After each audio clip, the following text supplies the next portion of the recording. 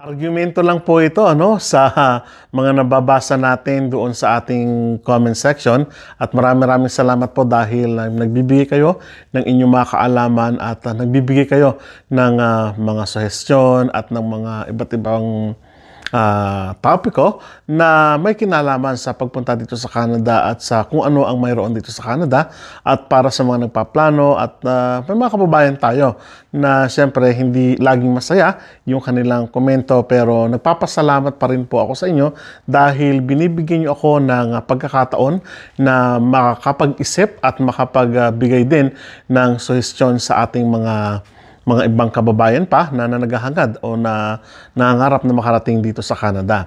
So, ang pinatutungkulan ko dito ay ang mga kataga o ang mga pangusap na binanggit ng ilang ating mga kababayan na mas maganda sa Pilipinas, hindi ako aalis ng Pilipinas, at maghihirap ka lang sa Canada. Kung mapapansin po ninyo, may mga argumento rin doon sa mga comment section natin at patuloy tayo na nagpapasalamat sa kanila. Sabi ko nga dahil nagbibigay din sila ng inspirasyon para sa ating ilang mga kababayan na ipagpatuloy yung mga pangarap at at the same time ay ma-disappoint naman yung iba. Pero sabi nga natin ay hindi natin hahayaan na magdikta yung ibang tao sa buhay natin, sa buhay ninyo, lalong-lalo na sa inyo mga nangangarap na makarating din dito sa Canada. At sabi ko nga, ito ay isang argumento na kung talagang pangarap natin na makarating dito sa Canada, we will pursue it at gagawin natin yung mga bagay na may kinalaman sa pagpunta dito sa Canada upang makarating ng matiwasay, maayos at sabi ko nga lagi, smooth flowing yung pagpunta natin dito sa Canada. Okay, doon tayo sa argumento na yon na mas maganda sa Pilipinas at maghihirap ka lang sa Canada. At hindi ka, kumbaga yung ibang argumento pa doon, hindi ka makakaahon sa Canada. At sabi nila, maraming Filipino ang naghihirap sa Canada. Well, doon muna tayo sa maganda ang Pilipinas. That is true. 100% kahit na yung ibang mga nasyon, ibang mga lahi, sinasabi naman talaga na maganda ang Pilipinas. Pinagyaman tayo sa kalakas na yaman, pinagyaman tayo sa pusong welcoming, very welcoming talaga ang mga Filipino. And that's the impression ng maraming mga nasyon sa iba't ibang bahagi ng daigdig na we are very welcoming. At ang iba pa, ay yung economy natin, sabi nila ay booming, lalong-lalo na sa Metro Manila at sa mga big cities ng Pilipinas ay talagang nag-excel naman talaga. At it's a good opportunity din sa ibang mga investors na mag-invest sa Pilipinas kahit na dumaan tayo sa maraming pagsubok, lalong-lalo later nga yung tinatawag nating pandemic, At nakikita ko sa mga YouTubes at sa iba't ibang platform na yung ibang mga komento ng mga business owners nga, sabi nila mas gusto nila na mag-put up ng business sa Pilipinas at makadagdag man lang doon sa employment ng Pilipinas at makapag-hire ng mas maraming Filipino dahil alam nila na mga Filipino kapag yan ay hinire mo na, matagal yan bago umalis. At magbibigay mo na yan ng tinatawag nating utang ng loob. So, very common sa ating mga Filipino yun, na kung sino yung nagbigay sa atin ng, kumbaga, ay opportunity, nagbibigay tayo sa kanila, nagbabalik tayo sa kanila ng utang na loob. Although, hindi natin mababayaran ng utang na loob, as we say. Now, yun yung ilan lamang, Ilan lamang sa mga masasabi natin na maganda talaga ang Pilipinas. Lalong-lalo na sa mga immigrants sa tulad natin, ninyo na papunta dito sa Canada at nangarap makarating dito, ay yung family, number one, Nandyan yung family mo, nandyan yung relatives mo, friends, at yung mga dati mong katrabaho, kaibigan, nandyan sila, O yung iba naman ay napupunta sa ibang bansa, pero usually, ang narinig natin dito kapag may mga paparating ng mga Filipino, namimiss ko yung family ko. That is true. Kahit ako, kahit sa kasalukuyan, namimiss ko po ang family ko back home. But, the thing is, ano ba ang current situation ng Philippines, Yun yung sa pangalawang pangungusap na bibigyan natin ng argumento na maghihirap ka lang sa Canada. Yun ang sabi at komento ng ilan o ng iba na sa tingin ko ay nakadepende yan sa tao kung paano niya pag-uusbungin ang kanyang sarili. Okay, sa kasalukuyan, mayroong 2.3, ang sinasabi ng statistika ng Canada, may 2.3 million na tao ang nasa poverty line ng Canada sa iba't ibang aspeto. Hindi nila sinasabi na como poverty line or poverty line index or poverty average dito sa statistika sa Canada ay talagang mahirap na. Pag sinabi kasi nating poverty dito sa Canada, ito yung wala silang total definition ng poverty dito sa Canada. Pag sinabi nila kasing poverty, sila yung matagal na o matagal nang nanirahan dito sa Canada, whether permanent resident man yan, citizen man yan, indigenous man yan, nasa tinatawag nating low income, below low income index, yung tinatawag nating basehan o sukatan. Na kapag matagal na, dinideclare ito as, o sinasabi nila ito na nandoon sila sa poverty line. But that doesn't mean na hindi na sila kumakain o may malnutrition na, something like that. So, yun yung interpretasyon nila ng poverty. So, sa first world countries kasi, meron pa ba nun? Sa mga mayamang bansa kasi, luckily, ang Canada ay isa sa may maunlad na ekonomiya per GDP, per capita income. Every year, talagang malaki naman yung income ng Canada. So, ang tinitignan kasi natin dito is the low income, yung bracket ng income. So, may source ba sila ng income or wala? Yung sinasabi nilang poverty dito is below income.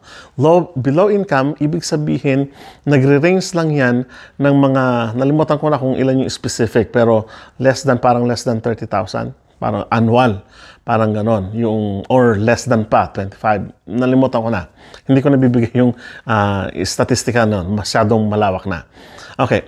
Doon, tinitignan kasi nila na kapag ikaw ay nag-earn ng less than sa inaasahan ng isang tao para mabuhay sa isang tao, they are considering na nasa poverty index ka, sa poverty bracket ka. But does it mean, sabi ko nga, na ikaw ay malnourished? Does it mean na ikaw ay hindi ka na kumakain? Does it mean na ikaw ay wala ng transportation? Does it mean na, doesn't mean na ikaw ay, kumbaga, wasted na yung life?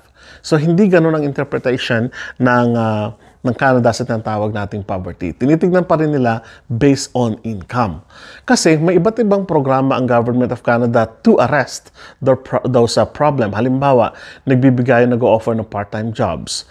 Open yan dito sa Canada. Sa ibang bahagi pa naman ng daigdigan, may opportunities sa trabaho.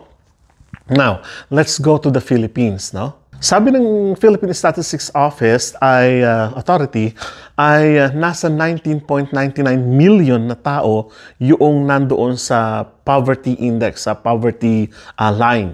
So nangangahulugan, pag sinabi kasi nating poverty dito sa Pilipinas, wala kang income or less than, sabi ng International Monetary Fund, dati $1, ngayon $5 na, 5 point something yung income mo dapat sa isang araw. Pero, so unluckily and unluckily, marami sa Pilipinas yung kumikita ng less than $5. So, ano ang implication nito? So, ibig sabihin na kung ikukumpara natin yung employment system ng Pilipinas at ng Canada, medyo mas malayo siguro kung titignan natin. Hindi ko pinipin down ang Philippines. I still love Philippines. Pero, gusto ko lang kasing argumentohan yung line na yun, ano? Na mahihirap ka lang sa Canada. So, tignan kasi natin yung statistika. No, so malayong malayo yung sabihin na nating 2 million na tao na kumbaga ay, or let's say 3 million na tao na naghihirap dito sa Canada at yung 19.99 million na nandun sa poverty index or poverty line ng Pilipinas, no? So, napakalaki. Ngayon, ano yung mga dahilan? Unemployment. Number one is unemployment. Employment opportunity. Simula nung nagturo ako, ang problema na ng Pilipinas is the employment opportunity because the population of the Philippines, dati, kinukwenta ko lang, 70, 90, 95, and then 100 million na pala in just a matter of, let's say, decade, no? Ganun nakalaki yung tinatawag nating pag-angat ng population ng Pilipinas kumpara sa pag-angat ng employment ng Pilipinas o ng job opportunity sa Pilipinas. Medyo mabagal ang job opportunity sa Pilipinas kumpara sa Canada. Yun po ang katotohanan dyan. Ngayon, ano ang tendency? Naghahanap tayo ng opportunity sa ibang bansa, Dubai, Singapore, Hong Kong, Malaysia, Taiwan, Eastern countries, European countries, Australia, name it. Ang mga Filipino, ito yung mga dapat sana maintindihan ng mga kabayan natin na iba't iba ang sitwasyon sa iba't ibang bansa. Na ibig sabihin, naghahanap tayo ng opportunity, isa na ang Canada sa nagbigay sa atin ng opportunity na makapagtrabaho dahil hindi na ibibigay, aminado ang gobyerno ng Pilipinas, na hindi na ibibigay ng Pilipinas yung oportunidad sa trabaho. Kaya, katuwang ang magkabilang gobyerno ng Canada at gobyerno ng Pilipinas na pagsamahin yung kanilang labor market. Na kulang kami sa lakas paggawa ang Canada, sobra-sobra naman ng Pilipinas, may surplus tayo. So, ang gagawin ng Pilipinas, i-invite yung mga Filipino na magtrabaho dito. Ngayon, pag nandito na, ang sinasabi ng ilan ay, wala ka ng pag-asa dyan, tagalinis ka lang indoor dyan, punas ka lang ng lamesa dyan, mapunta ka lang sa Tim Hortons, mapunta ka lang sa McDonald's, blah, blah, blah. Ang dami-daming mga side comments. But, mayroon ba tayong mga trabahong ganun sa Pilipinas na kahit nagpupunas ka ng inodoro ay susweldohan ka ng... Meron naman. Ngayon na lang yon. Pero sa mga nakararaang panahon at sa kasalukuyang panahon, makita natin na magkakaiba talaga o ibang-iba ang sitwasyon ng employment dito sa Canada. Let's say, manager ka or teacher ka, nagpunta ka dito, nagtrabaho ka sa isang fast food. Ngayon, ang sabi nilang mananatili ka na lang ganyan. Well, sabi ko nga, ang paghihirap ng isang tao dito sa Canada, for me ay nakadepende pa rin sa kung paano niya i-drive yung kanyang sarili. Kung paano niya titignan yung kanyang sarili at kung paano niya i-improve yung kanyang sarili. So maraming mga kababayan natin dito, sa tingin ko naman, sa mga nakakasalamuha ko sa mga kababayan natin, nag-aaral sila, kumukuha sila ng mga crack courses, kumukuha sila ng mga training o nagre-retrain para angat nila yung kanilang education o magkaroon ng tinatawag nating Canadian equivalency. Napakahalaga po kasi yan. Canadian equivalency makes your certificate and training up to date doon sa labor market na hinahanap ng Canada, syempre, ng labor market ng Canada. Ngayon, hindi ako naniniwala na punta ka dito, maghihirap ka. I strongly disagree. Mayroon siguro, pero ang tatanungin ko doon, ano ang ginawa nila sa buhay nila? First question, ano yung gagawin mo sa buhay mo pagdating mo dito sa Canada? Mananatili ka ba na sabihin natin, okay, cleaning, malaking pera dito yan, Yung ibang mga kababayan natin, kumikita ng daan-daang libo. Yung binabalita nga nila, yung isang kababayan natin, nagsimula sa cleaning, nagtayo ng cleaning business, ayun, kumikita ng daan-daang libo sa gawin ng Alberta. Yung iba nga, nagtayo ng school dito sa Calgary. Yung iba naman dito, nagtayo ng business, ng restaurant owner, and then nagkaroon ng mga Filipino grocery stores. Maraming way for you to improve. Kaya hindi ako naniniwala na pagdating mo dito, maghihirap ka. Well, sabi ko nga, nasa sa iyo na yon kung pananatilihin mo yung sarili mo na nasa step 1. Dapat gumawa ka ng way to step 2, step 3, step 4. Although, dito naman sa Canada, habang ikaw ay nag-aaral, habang ikaw ay nag-improve ng iyong sarili, nagre-retraining, tumataas din yung quality ng ibinibigay sa iyo na, okay, may training course ito, ito merong papers ito, matagal na sa industry ito, bibigyan natin ng improvement, something like that. May mga pagkakataon siguro na hindi nag-i-improve, medyo sabihin na natin siguro, employment wise na rin yun, dahil sa employer na siguro. Pero sa nakikita ko naman, maraming ginagawa ang gobyerno ng Canada, even in the province. Dito lang sa Saskatchewan, to be honest with you, meron kaming 30% increase sa aming sweldo noong nakaraang buwan lang, baste doon sa price index ng Canada, sa kasalukuyan ng Saskatchewan. And then after that, nagpalabas na naman ng balita ang government of Saskatchewan na may increase, more than $2 increase ang level 3, license level 3 na mga early childhood educator dito sa Canada. So, ibig sabihin, nakikita nila yan. At sabi ko nga, kung maghihirap ka dito sa Canada, ano ang ginawa mo? May mga kababayan tayo na nandito sa Canada, umuwi daw sa Pilipinas. dahil nahihirapan daw sila dito. Well, may iba't ibang factor kasi yan. So, kung paano mo titingnan yung sarili mo, no? At isa pa sa mga masasabi natin nagpapahirap sa kalooban ng ating mga kababayan is the ego. Ego, malaking kalaban yan, no? Meron pa ako nakikita sa mga social media. Pagdating ko ba dyan, makukuha ko na ba agad yung position ko as manager? Think about it. Sa Pilipinas, nagsimula tayo sa 0, 1, 2, 3, 4, 5. Ganon din po dito. Magsisimula talaga tayo sa 0, 1, 2, 3, 4, 5. Sabi ko nga, bahala na kayo kung anong gagawin ninyo, kung paano nyo i-align yung sarili nyo, education ninyo, skills ninyo, through training, education, conferences, whatever. Depende na po sa inyo yan. Ano? Kaya malamang na isa pa sa nagpapahirap dito sa mga kababayan natin na sinasabi nila nandito sa Canada, ang hirap ng buhay ko ngayon, hindi ako makabili nito. At dati meron naman ako ng ito. Dati meron. Anong ginawa mo? No? So, lifestyle. Pwede sigurong lifestyle. Ano? So, kung masyadong may opportunity na tayo sa buhay at kaya na natin bilhin yung isang bagay, medyo maghinay-hinay din po tayo. No? Hindi lahat ay bibili natin kung kaya natin. No? Kaya nating bumili ng sasakyan, not necessarily na bibili ka pa ng isang sasakyan, no? Dahil kaya mo. Well, kung kaya mo at sobra-sobra pera, why not? Pero kung inile-level mo doon sa sahod mo, well, tignan mo mabuti kung kaya pa ba ng isang sasakyan o hindi na. No? So, tignan natin mabuti. Lifestyle. Yung ilang mga kababayan natin na nagsabi na nandiyan na sa Pilipinas, umuwi daw, panahong 1990s. Umuwi kami dahil hindi namin kaya yung buhay dyan, dahil nahihirapan kami dyan na umuupa lang kami ng bahay, samantalang dito meron kami 5 kwartong bahay, something like that. Iba talaga, syempre, kapag nandito ka na sa Canada. Ano po? Huwag nating hanapin yung sarili natin na masaya, may katulong kami dyan sa Pilipinas. Pagdating mo dito, ikaw ang katulong. Ikaw ang kasama. Ikaw ang tagahugas ng kubeta. Ikaw ang tagahugas ng washroom. Ikaw tagamap ng bahay. So, wag nating hanapin yon. Kasi, ang buhay natin dito sa Canada ay is really different.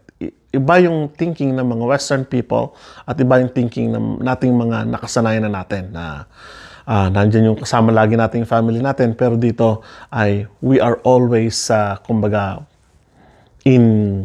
sabi nila cosmic individual, no, ng focus, no. Yung sabi nga ng aking kasama ay kumbaga naka-focus lang siya ngayon sa kanyang family. Pag sinabi niya family, asawa, anak, and siya, and then nothing else, parang ganon. Well, yung kanilang thinking, wala tayong magagawa. Kultura nila yun. So, yung kultura naman natin, ibang-iba naman, pero nakaka-adapt naman tayo sa sitwasyon dito sa Canada, no? Kumpara doon sa ibang mga nasyon o lahi. So, tinanong niyo ako kung, Kuya Rod, maghihirap ka ba sa Canada? Ang sagot ko po dyan, depende po sa inyo kung paano niyo i-improve yung inyong sarili. So far, thank God, I am here in Canada. But thank God, nakakabalik pa rin kami sa Pilipinas. Nakapagbabakasyon pa rin kami sa Pilipinas. No? Thank God, nakapagpupundar ng sasakyan. Thank God, may bahay na tinutuluyan. Nakabili ng pagkain na sapat naman kahit papaano sa buong pamilya. Mayroon naman tayong sweldo. Mayroon naman tayong trabaho na tuloy-tuloy. Mayroon naman tayong mga opportunity from the government. Mayroon tayong healthcare. Sabi ko nga, may process kami ngayong mag-asawa. Kung sa Pilipinas yan, baka gumastos na kami ng more than 500,000 pesos. Pero dito, ilang beses na kaming pabalik-balik ng hospitals, ng clinic, pero very minimal yung aming nagastos. Siguro, gasolina lang at yung sinasabi ko sa inyo, kape lang yung aming nagagastos. Parang ganun lang yun. So, maraming opportunity dito sa Canada, no? Katulad nung nawalan kami ng trabaho, hindi naman totally kami talagang naghirap na walang sweldo. Kasi pwede ka namang bigyan ng gobyerno ng Canada at ng probinsya ng Saskatchewan ng pera pambili mo ng pagkain. Sasabi ko ba na naghihirap o maghihirap lang sa Canada ang isang Filipino? Again, sa kaso namin, hindi naman po. Depende na po yan sa inyo kung paano nyo po i-improve ang inyong mga sarili. So sana po ay nakapag-inspire yung argumento natin doon sa mga pangungusap na mas maganda sa Pilipinas, maghihirap ka lang sa Canada. So sana po ay nagkaroon kayo ng munting pag-iisipan ngayong araw. Maraming salamat at kita-kita po tayo sa mga susunod na vlog. Hanggang sa muli.